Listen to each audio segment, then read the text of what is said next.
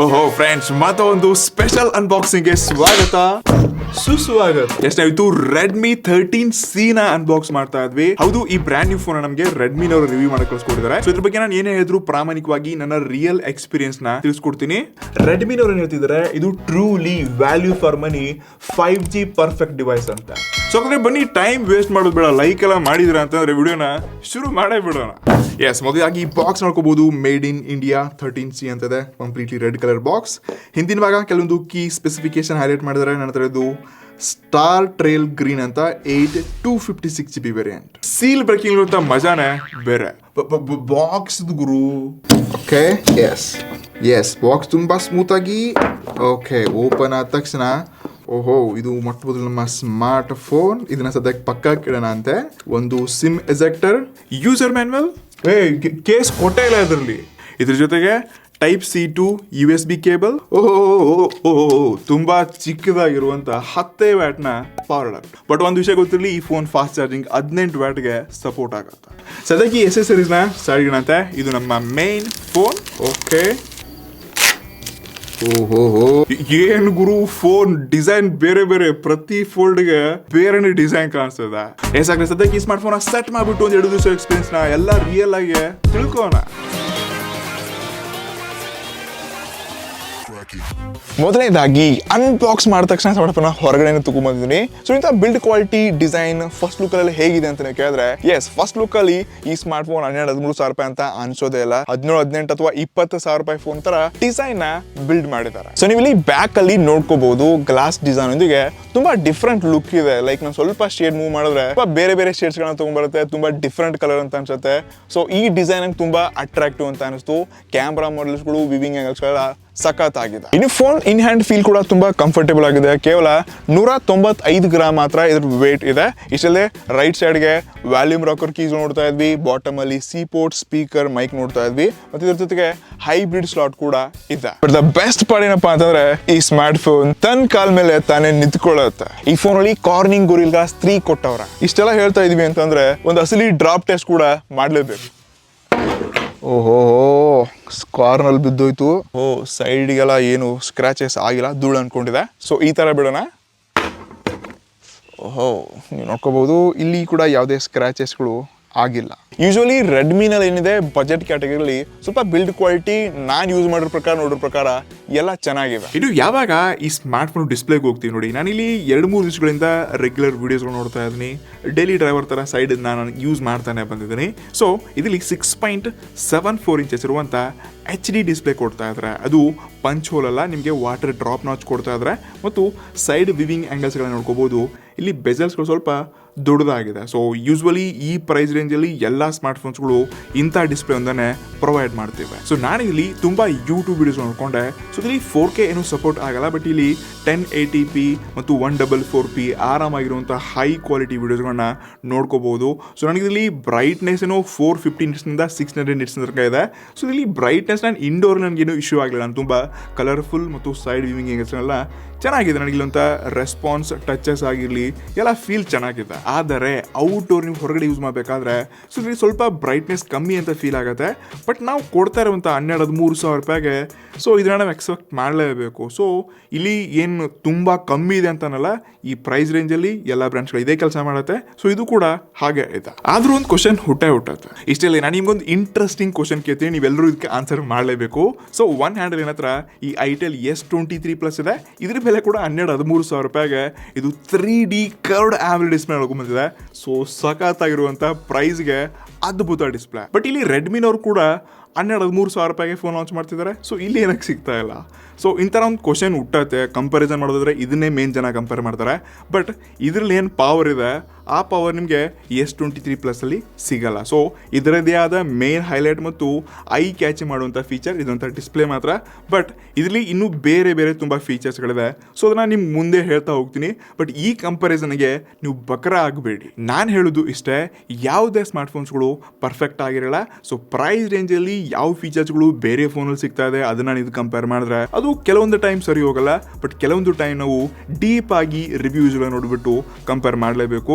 So ನನ್ನ ಪ್ರಕಾರ ಈ ಫೋನ್ ಇರುವಂಥ ಡಿಸ್ಪ್ಲೇ ಈ ಪ್ರೈಸ್ ರೇಂಜಲ್ಲಿ ಓಕೆ ಅದ್ಭುತ ಅಂತ ಹೇಳ್ತಲ್ಲ ಚೆನ್ನಾಗಿದೆ ಅಂತ ಹೇಳ್ಬೋದು. ಇದು ಯಾವಾಗ ಈ ಸ್ಮಾರ್ಟ್ ಫೋನ್ ಅಂತ ಪ್ರೊಸೆಸರ್ಗೆ ಹೋಗ್ತೀವಿ, ಎಸ್ ಈ ಫೋನ್ ಅಂತ ಮೇನ್ ಹೈಲೈಟೆಡ್ ಫೀಚರ್ ಮತ್ತು ನನಗೆ ತುಂಬ ಇಂಪ್ರೆಸ್ ಮಾಡಿರುವಂಥದ್ದಂತಾರೆ ಅದೇ ಈ ಫೋನ್ ಇರುವಂಥ ಪ್ರೊಸೆಸರ್. ಇದರಲ್ಲಿ ಲೇಟೆಸ್ಟ್ 6nm 6100 ಡೈಮೆನ್ಸಿಟಿ ಪ್ರೊಸೆಸರ್ ಇದೆ. ರೀಸೆಂಟ್ಲಿ ಲಾಂಚ್ ಆಗಿರುವಂಥ ರಿಯಲ್ಮಿ 11X ಆಗಿರಲಿ ಅಥವಾ ಸ್ಯಾಮ್ಸಂಗ್ನ ಕೆಲವೊಂದು ಫೋನ್ಸ್ಗಳಲ್ಲಿ ಸೇಮ್ ಇದೇ ಪ್ರೊಸೆಸರ್ ಯೂಸ್ ಮಾಡಿದ್ರೆ ಅದು 15,000 ರೂಪಾಯಿ 16,000 ರೂಪಾಯಿ ಏನೋ ಲಾಂಚ್ ಆಗಿರುವಂಥ ಫೋನ್ಸ್ಗಳಲ್ಲಿ.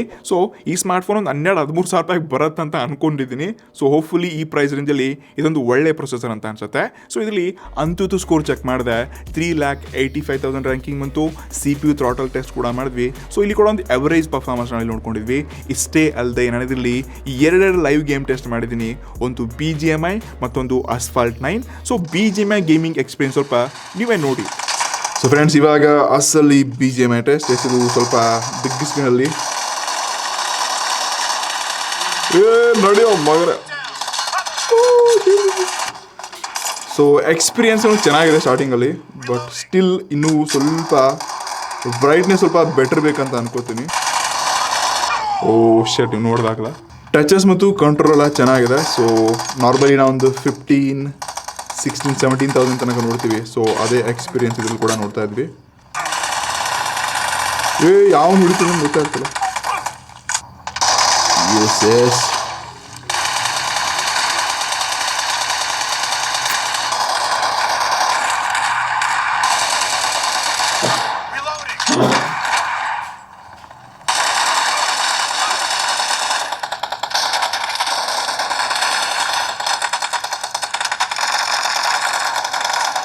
ಇನ್ನು ನೆಕ್ಸ್ಟ್ Asphalt 9 ಕೂಡ ಟ್ರೈ ಮಾಡಿದ್ವಿ, ನೋಡಿ. ಎಸ್ ಸರಿ ಮಗನ.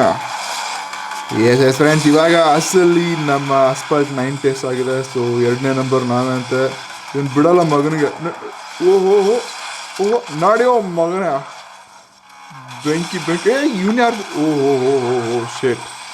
ಸೊ ಗೇಮಿಂಗ್ ಮತ್ತು ಟಚ್ ಎಕ್ಸ್ಪೀರಿಯನ್ಸ್ ಮಾತ್ರ ಸಾಕಾಗಿದೆ. ಬಟ್ ಈ ಸರ್ತಿ ಫಸ್ಟ್ ಬರೋದು ನಾವೇ.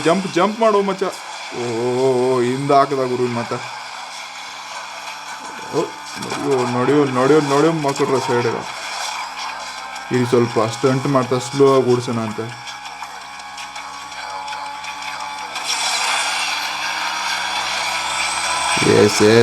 ಎಸ್ ನಾವೇ ಫಸ್ಟ್ ಅಂತ ಮತ್ತೊಂದು ಸರ್ತಿ ಸ್ಟಂಟು. Crazy experience. ಪ್ರಾಮಾಣಿಕವಾಗಿ ಇದೇನೊಂದು ಅದ್ಭುತ ಅನಾಹುತ ಪ್ರೊಸೆಸರ್ ಅಂತ ನಾನು ಹೇಳಕ್ಕೆ ಇಷ್ಟಪಡಲ್ಲ. ಸೊ ಇದು ಕೂಡ ಒಂದು ಎವರೇಜ್ ಪ್ರೊಸೆಸರ್ ಇದೆ. ಬಟ್ ಈ ಪ್ರೈಸ್ ಏನಿದೆ ನೋಡಿ, ದುಡ್ಡು ಏನು ಕೊಡ್ತಾ ಇದ್ವಿ. ಸೊ ಇದಕ್ಕೆ ಒಂದ್ಸಲ ಯಾಕೋ ಇಂಟ್ರೆಸ್ಟಿಂಗ್ ಇರುವಂಥ ಎಕ್ಸ್ಪೀರಿಯನ್ಸ್ ಬೇರೆ ಫೋನ್ಸ್ ಕಂಪೇರ್ ಮಾಡಿದ್ರೆ ಸ್ವಲ್ಪ ಇದು ಬೆಟರ್ ಅಂತ ಅನ್ಸುತ್ತೆ. ಇದು ಈ ಫೋನ್ ಅಂತ ಸಾಫ್ಟ್ವೇರ್ ಮತ್ತು ಸೆಕ್ಯೂರಿಟಿ ಎಕ್ಸ್ಪೀರಿಯನ್ಸ್ ಹೋದ್ವಿ ಅಂತಂದರೆ ಎಸ್ ಇದೊಂದು ಲೋ ಬಜೆಟ್ ಸ್ಮಾರ್ಟ್ ಫೋನ್ ಇದೆ. ಮೇನಲ್ಲಿ ನಿಮಗೆ ತುಂಬ ಬೇರೆ ಬ್ಲಾಟರ್ಸ್ಗಳು ಸಿಗುತ್ತೆ. ಬಬಲ್ ಗೇಮ್ ಏನೋ ಇದೆ, ಬ್ಲಾಕ್ ಪಜಲ್ ಅಂತೆ, ಕ್ರೇಜಿ ಜ್ಯೂಸರ್, ಇನ್ನೇನೋ ತುಂಬ ಬೇರೆ ಅಪ್ಲಿಕೇಶನ್ ಇದೆ. ಇದನ್ನ ನೀವು ಒಂದೇ ಒಂದು ಟ್ಯಾಪಲ್ಲಿ ಅನ್ಇನ್ಸ್ಟಾಲ್ ಮಾಡ್ಕೋಬೋದು. ಸೊ ಬಜೆಟ್ ಕ್ಯಾಟಗರಿ ಬ್ರ್ಯಾಂಡ್ಸ್ಗಳು ಕೊಡಲಿ ಇದನ್ನು ಆಕ್ಸೆಪ್ಟ್ ಮಾಡೋಣ. ಬಟ್ 30,000, 40,000, 25,000 ಮೇಲೆ ಈ ಅಪ್ಲಿಕೇಶನ್ಸ್ಗಳು ಬೇಡ ಅಂತ ಅನ್ಕೋತೀನಿ.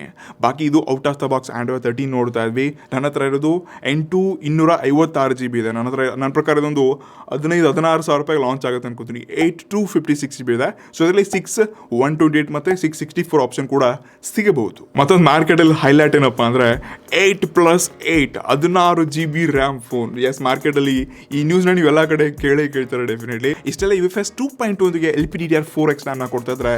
So usage, touches, RAM experience, app opening ಎಲ್ಲ ತುಂಬ ಚೆನ್ನಾಗಿದೆ. ಸೊ ನಾನು ಇದರೊಂದಿಗೆ ಕೂಡ ಹ್ಯಾಪಿ ಇದ್ದೀನಿ. ಇನ್ನು ಕೊನೆಯದಾಗಿ ನಾನು ಈ ಸ್ಮಾರ್ಟ್ ಫೋನ್ನ ಕೊಂಡುಕೊಳ್ಬೋದು ಅಂತ ನೀವು ಕೇಳ್ತಿದ್ದೀರಾ ಅಂತಂದರೆ ಎಸ್, ಈ ಸ್ಮಾರ್ಟ್ ಫೋನ್ ಇನ್ ಕೇಸ್ 12-13,000 ರೂಪಾಯಿಗೆ ಲಾಂಚ್ ಆಯಿತು ಅಂತಂದರೆ ಒಂದು ಆಪ್ಷನ್ ಆಗಿ ಇಟ್ಕೋಬೋದು. ನಿಮ್ಮ ಬಜೆಟ್ 12-13,000 ರೂಪಾಯಿ ಇದೆ ಅಂತಂದರೆ ಎಸ್, ನೀವು ಡೆಫಿನೆಟ್ಲಿ ಒಂದು ಪರ್ಫಾರ್ಮೆನ್ಸ್ ವೈಸ್ ಮತ್ತು ಲಾಂಗ್ ಟರ್ಮ್ ಯೂಸೇಜ್ಗೆ ಲ್ಯಾಗ್ ಫ್ರೀ ಅಂತ ಅಂದ್ಕೊಂಡು ಈ ಸ್ಮಾರ್ಟ್ ಫೋನ್ ಲಾಂಗ್ ಟರ್ಮ್ ಆಗಿ ನೀವು ಯೂಸ್ ಮಾಡ್ಕೋಬೋದು.